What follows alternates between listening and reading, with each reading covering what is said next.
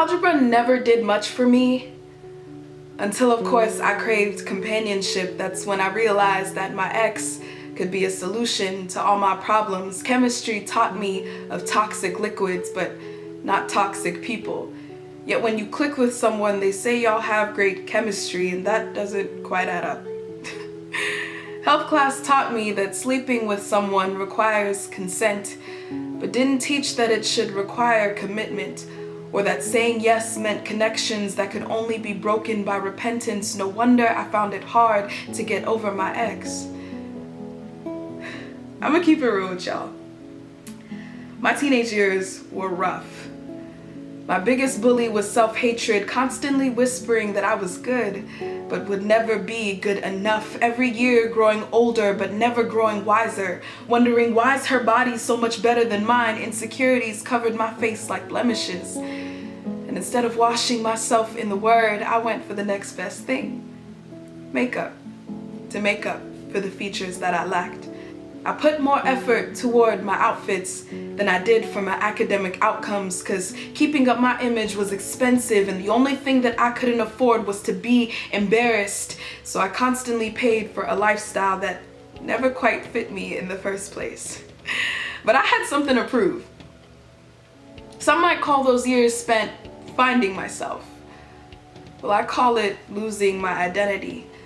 There was no need to experiment with experience when Jesus was the best teacher, but I saw my relationship with the teacher the same way I saw my grades.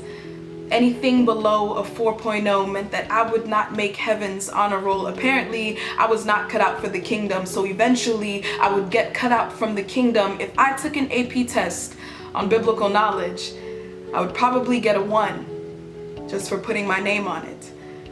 Trials and tribulations were the midterms I never studied for, so the fact that I failed each time I was tested spoke to me more than his voice of encouragement. There was no way I would ever be prepared for a final exam testing where I stand with my faith.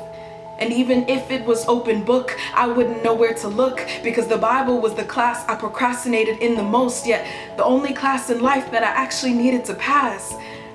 And my attendance was slim to none, because even when I was present reading the text, I was always absent-minded.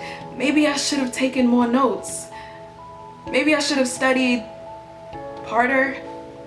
Maybe then I would be a better Christian. Maybe then I could actually exercise wisdom and build the stamina needed to run from temptation. But instead, I always ran out of breath in the face of death, because spiritually, I was out of shape, and my eating habits were atrocious.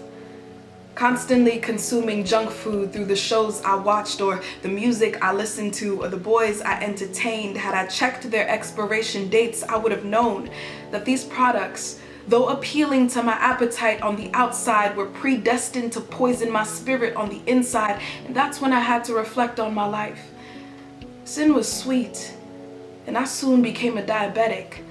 Late night cravings for lust were the genesis of addictions that I thought were only exclusive to men, but I was naive. And like Eve, all she took was one bite, and all I clicked was one website. Little did I know that these were the very ingredients for a 10-year downward spiral. Why me? Why did I have to suffer so silently? Why did I believe that God gave his toughest battles to his strongest soldiers when all I ever felt was weak? I lost sight of an identity that I never even found in the first place, but where was Jesus when I needed him? Ask and you shall receive. Well, I've been asking. Seek and you will find. Well, I've been searching. Knock and the door will be open to you. Yeah, well, it doesn't seem like anyone is home. But in a moment, when it felt like faith and hope were fictitious words spun through old wives' tales, Jesus called me out of my tomb, untied me from the cloths used to signify my spiritual death, and breathed new life into my Lazarus lungs, black and burnt from years of inhaling the enemy's lies, while I lied there, paralyzed by the fear of failing God again. And it didn't make sense that in a world where everyone is skilled at inconsistency, You are truly who you say you are. You have every right to discard me. And yet, you still choose to call me your own.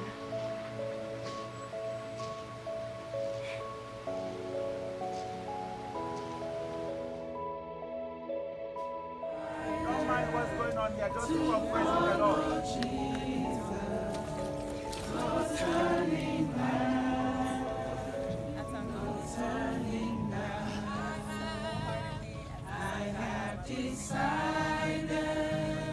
To follow Jesus, I have decided to follow Jesus.